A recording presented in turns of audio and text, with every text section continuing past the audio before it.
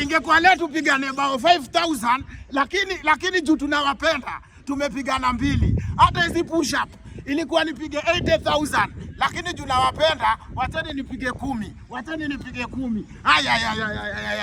Wacheni niwaambie kitu moja. Burnley sisi tulikuwa tumekuja na boxer.